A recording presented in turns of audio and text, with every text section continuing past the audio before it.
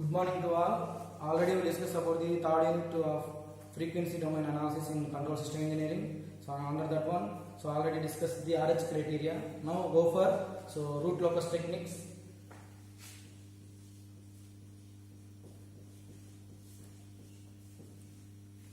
So both are RH criteria as well as root locus techniques are used to determine the stability of a closed loop system. That is nothing but movement of the poles. So it will determine the easily movement of the closed loop poles. So at the starting, root locus technique is determined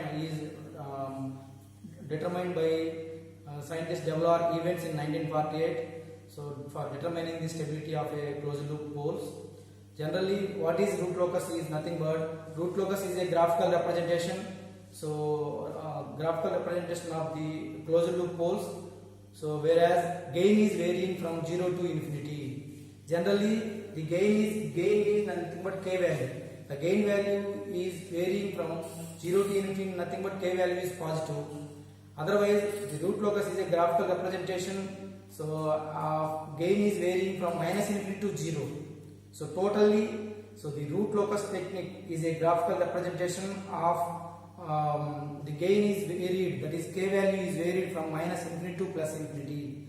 Generally, so the gain k value is varied from 0 to infinity. So this is nothing but root locus technique, root loci you can call that. Otherwise, the k value is varied from minus infinity to 0, which is called as contour root loci. Now the complete root locus is nothing but sum of these two. So the root locus is the k value is varied from minus infinity to infinity.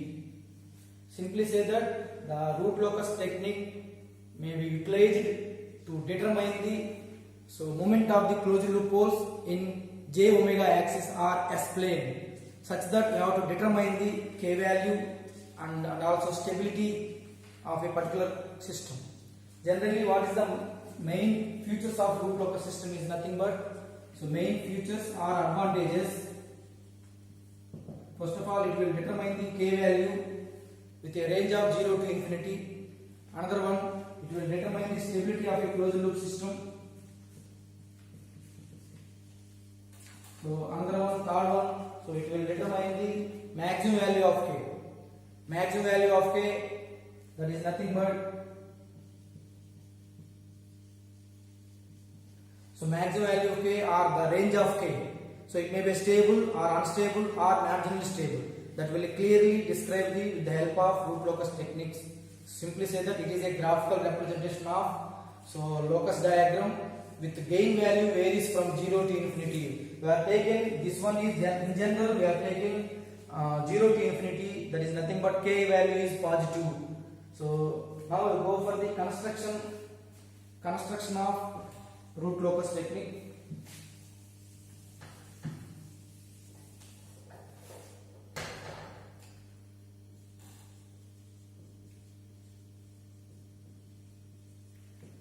Construction rules root locus. How can you draw a graphical representation of root locus diagram is nothing but based on these rules. So first rule is the root locus diagram is symmetric about real axis. That is nothing but j omega axis by S plane is nothing but it will drawn between sigma, this is real axis, and j omega axis. Now we have to draw the root locus diagram. So with respect to real axis, that is nothing but totally symmetrical about this one only. That is the first rule of root locus diagram. And second one is generally the root locus diagram will start at the any number of poles and it will terminate maybe zeros or infinity there, infinity. That is nothing but suppose the open loop system g of s is equal to s plus 2 by s plus 3. Suppose they given like this. So you can get it as this is minus 3 and s is equal to minus 2. This is. So the root locus starts always from the poles and also it will terminate 0 like this. It may be terminate like this. So simply say that root locus diagram always starts at the poles and it may be ending either zeros or either infinity. So that is the second rule, and say that how many number of poles is there and how many zeros are there. So in a open loop transfer function, nominator will tell us about the number of zeros and denominator will tell us about the number of poles. So that means s plus 2 equal to 0, s plus 2 equal to 0 and s plus 3 equal to 0, s is equal to minus 2 is the 0 and s is equal to minus 3 is the pole. So that is number of poles and number of zeros. And also how many root locus branches are there? That is nothing but root locus branches equal to here. So it is p when p greater than z and it is z when z greater than p.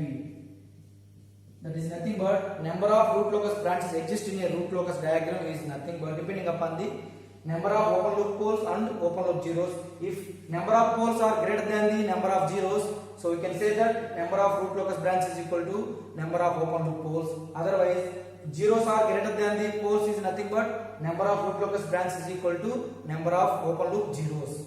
And third rule, root locus axis, otherwise root loci axis. Root loci axis means how many branches are existing in the root locus diagram and how many branches are not existing in the root locus branch diagram. Suppose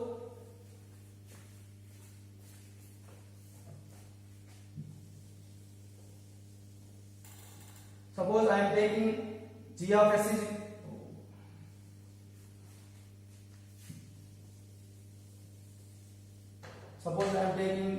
is equal to, so s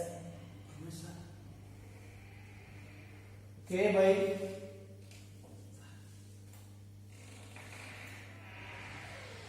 s into s plus 1 into s plus 2. So now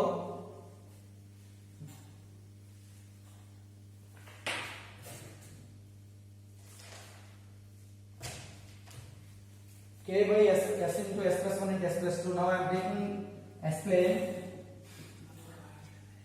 So this is j omega axis. So real axis. Now I have to put s equal to 0. This is one pole, s equal to minus 1. This is another pole, s equal to minus 2. So minus 2, minus 1, this is. So now minus infinity. How can you say that how many root locus branches are existing in the root locus diagram is nothing but take one point. So suppose I am taking s equal to 0 point. So now add all zeros and poles. That is nothing but sum of zeros and poles. So right side of this point it must be odd number. Then we can say that so a root locus branch is existing. Otherwise, suppose if it is even number, so it is root locus branch is not existing. Suppose I am taking 0. So from this 0 point, so right side of the 0 point there is no poles and zeros. That's why so there is no branch existing in the right side of the s plane. Now I am taking minus 1 point. So sum of zeros and poles. Right side of the minus 1 point is nothing but only 1 point, that is 0. So that 1 is the odd number. So root locus branch is existing. Coming to the minus 2. So right side of the minus 2 point, 2 poles are there. 2 poles is nothing but, so it is a even number. So there is no branch existing between minus 1 and minus 2. Now I am taking infinity. At infinity, before that infinity, sum of poles and zeros is nothing but 3. So that is odd number. So again here, so branch is existing. Now root locus branch is existing between s is equal to 0 and s is equal to minus 1, and also s is equal to minus 2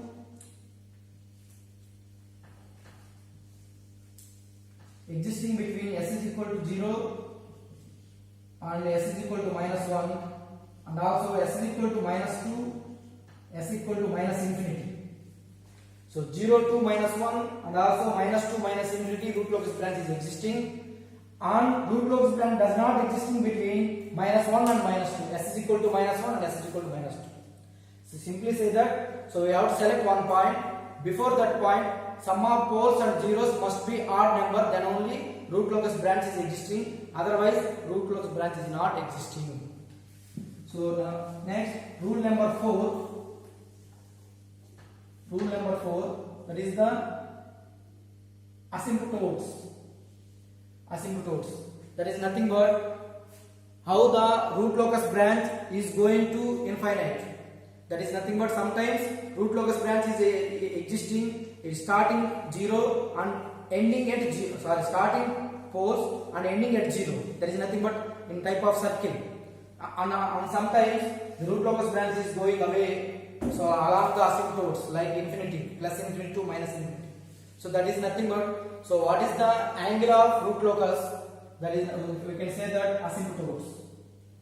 Asymptote is nothing but mainly, so what is the angle of root locus going to, so infinite values, that is plus or minus 180 degrees.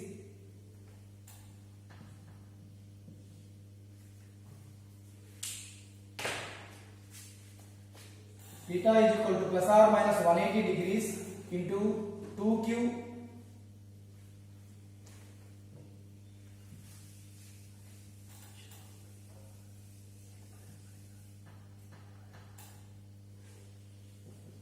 plus 1 divided by p minus z, where q is equal to 0, 1, up to p minus z minus 1. So plus or minus 180 degrees into 2q plus 1 divided by p minus z, where p is the number of open loop poles and z is the number of open loop zeros. So now from this we have to determine the angle of asymptotes. Asymptotes is nothing but, so the angle which comes out of the real axis. So that is nothing but, the definition of asymptote is nothing but the angle which comes out of the real axis is called angle of asymptotes by defining. So suppose if q is equal to 0, the angle of asymptote is suppose phi equal to 3, z equal to 0. So now angle of asymptote is plus or minus 180 degrees into 0 plus 1 divided by 3, that is equal to plus or minus 60 degrees, like this you have to calculate it. So another rule is, so centroid is nothing but, so at one all asymptotes will comes into real axis, that point is called centroid. That is nothing but, suppose asymptotes will be like this 60 degrees, so minus 60 degrees, 180 degrees. So this point is called centroid. That is nothing but, a centroid is a point which comes into the real axis. So that point is called centroid. So to calculate the centroid, the formula is sum of real parts of poles minus sum of real parts of zeros divided by p minus z. If it is a complex number or it is a real number, so take the real part of poles, sum of real part of poles minus sum of real part of zeros by p minus z. Centroid is always a real number, and always located at real axis only. So next one is, so breakaway point. This is the most important point. So breakaway point or breaking point. Generally, breakaway point is nothing but a point which comes out of the real axis is called breakaway point. A point which comes into the real axis is called breaking point. The breakaway, breaking point, these two are related to the root locus diagram. That is, the main root locus diagram starts from the breakaway point or breaking point. So suppose is there any two poles? Suppose two poles are there, always a breakaway point will be existing. Suppose there is a two zeros on the real axis, always breaking point will be existing. That is nothing but, simply say that in between any two poles, one breakaway point is existing. In between any two zeros, one break-in point will be existing. Suppose so multiple of poles, suppose multiple poles will be existing, so that is only one breakaway point is existing. Suppose multiple zeros will be existing, only one breaking point will be existing. So another one is suppose the relay axis contains 0. So after that one there is no pole or 0 existing, such that minus infinity will be taken as a 0, another 0, such that, so yeah, in this case minimum one breaking point will be existing. Simply say that the last point on the relay axis is 0. So after that one there is no any point. Simply we can assume minus infinity is another 0, such that in between two zeros only one breaking point will be existing, like this. Suppose a pole will be existing last on the relay axis and minus infinity will be taking as another pole. So in this time one breakaway point will be existing at least. So now how to find out the breakaway point is nothing but we can consider the characteristic equation, that is 1 plus g of s h of s equal to 0. We know that characteristic equation equal to 1 plus g of s h of s equal to 0. Suppose g of s is equal to, and this characteristic equation will be rearranged k equal to f of s form, and we can determine the dk by ds and then equating to 0. Now find out the roots of this one, so that is the breakaway point. Suppose for example, so g of s is equal to k by s into s plus 1 into s plus 2. Now characteristic equation equal to 1 plus g of s h of s equal to 0, taking as a unity feedback, that is h of s equal to 1, so that is 1 plus k by s into s plus 1 into s plus 2 equal to 0. So this is equal to s into s plus 1 into s plus 2 plus k equal to 0. So s square plus 2s plus 1s plus 2, that is nothing but s cube plus 3s square plus 2s plus k equal to 0. Now taking as a, so first write the characteristic equation and then take a k equal to f of s, that is nothing but k equal to minus s cube minus 3s square minus 2s. Now we have to derive the k with respect to s. dk by ds is equal to minus 3s square minus 6s minus 2, that is equal to 0. So now, so 3s square plus 6s plus 2 equal to 0. Take the, so determine the roots of this equation. So suppose, so s is equal to minus 0.42 and s is equal to minus 1.57 approximately. So now we have to determine the, so which one is breakaway or breaking point. So taking this diagram, suppose the S-plane diagram is s is equal to 0, s is equal to minus 1, s is equal to minus 2. So 0, minus 1, minus 2. So from the third rule, so take a point 0. Before that one there is no poles or zeros, such that, so relay axis right side of the S-plane is not any branch. Now taking a minus 1. So before that one pole is there, that is odd number. Here branch is existing. So minus 2. Before that one, two poles are there, so that is a even number. There is no branch existing between minus 1, minus 2. So taking as minus infinity as another pole. So three poles are there, that is, so branch is existing between minus 2 and minus 8. So branch is existing between 0 to minus 1, minus 2, minus 8. Now the breakaway, the roots of the equation is minus 0.42 minus 1.57.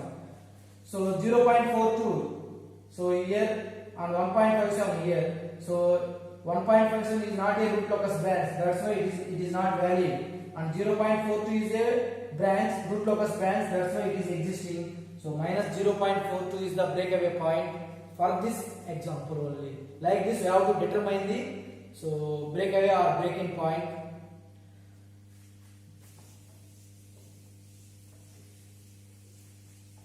And next one is angle of departure or angle of arrival.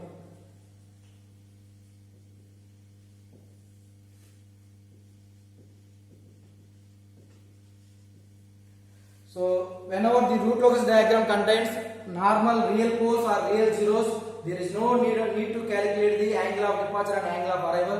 Whenever the root locus diagram, the root locus transfer open loop transfer function g of s will contains open loop complex poles and complex zeros, then only you have to calculate the angle of departure and angle of arrival.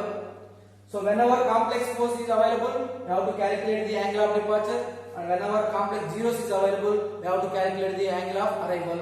So angle of departure pi d equal to 180 degrees minus sum of pi p plus pi j, sum of pi z.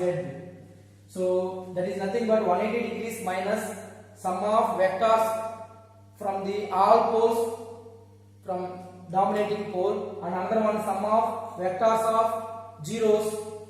So suppose I am taking as s is equal to 0 s is equal to 0 and s is equal to minus 2 plus j3, like this, plus j3 and minus 2 minus j3. So for example, g of s is equal to k by s into s square plus 4s plus 13.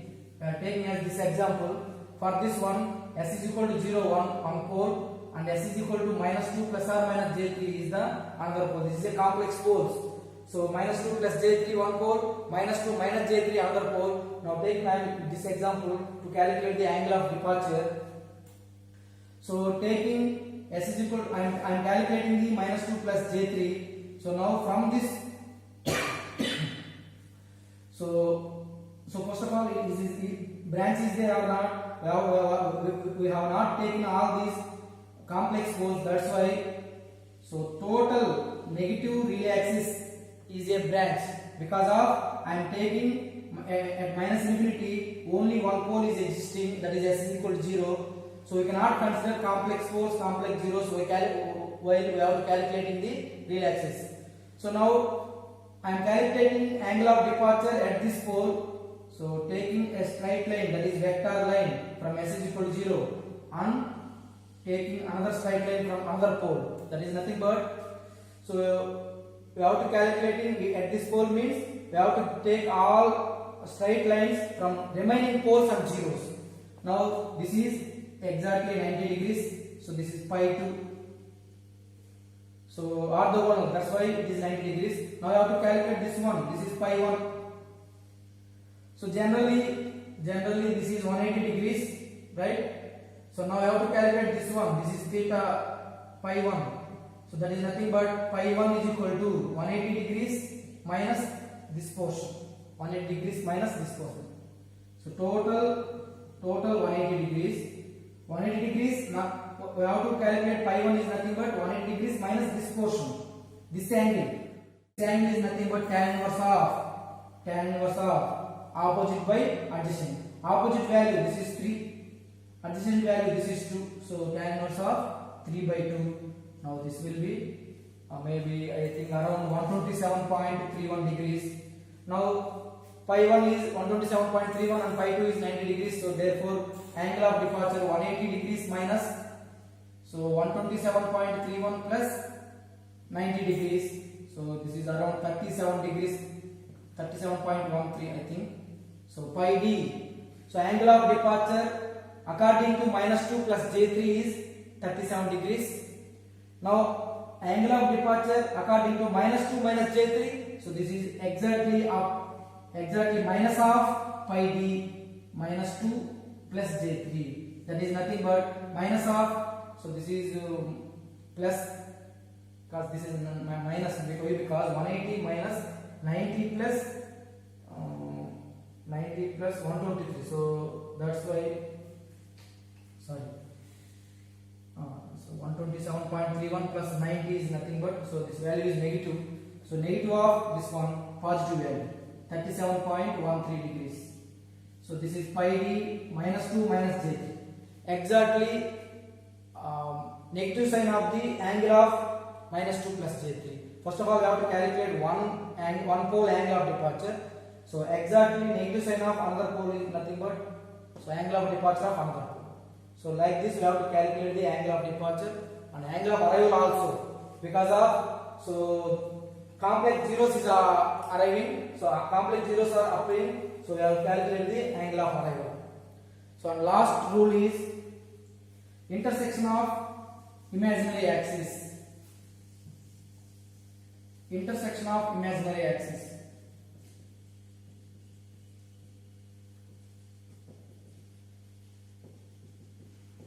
Why? Because the root locus sometimes may crossing like this. So this is nothing but j omega axis. So root locus may cross the j omega axis. What is the value of? So this crossing point and this crossing point we have to calculate. So generally it takes characteristic equation 1 plus g of s h of s equal to 0. So suppose I am taking one equation, that is k by s into s plus 1 into s plus 2, right? So the characteristic equation is s cube 3s square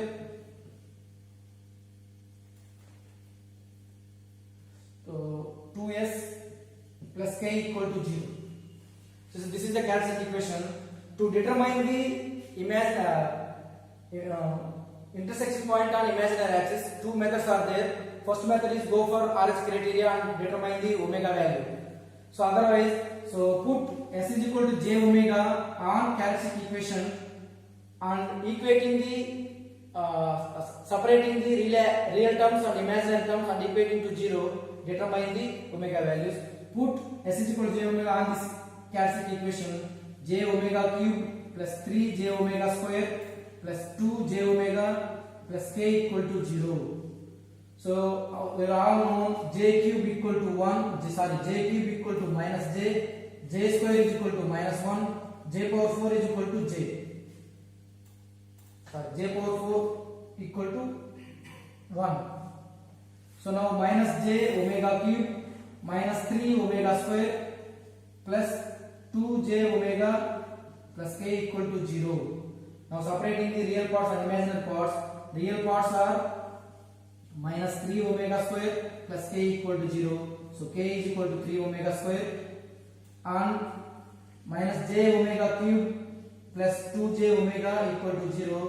So that is omega cube is equal to 2 omega square is equal to 2, omega is equal to 2 root 2 radians per second plus or minus 2. Plus or minus root 2 radians per second. Root 2 is nothing 1.414. So you can j1.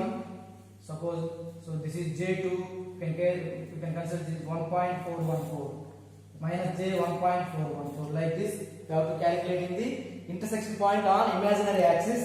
So now substituting the omega square value. So k is equal to 6. So whenever k equal to positive value, then only this intersection point is existing. When k equal to negative value, intersection point is not existing. So in this way you have to calculate the intersection point on imaginary axis. And last rule, this is we have to find out the k value, open loop gain value. So that k is equal to vector length of all poles from s equal to sd, dominant pole. Similarly, vector length of all zeros from s equal to sd. So by using this formula, you have to determine the open loop gain value. So these are all rules of the construction of root locus diagram. So by using all these rules, you have to determine the root locus, and also you have to draw the root locus diagram on normal graph sheet. We will taking as x axis is real axis and y axis as imaginary axis. College చెప్పొచ్చు ఒక problem చెప్తాను.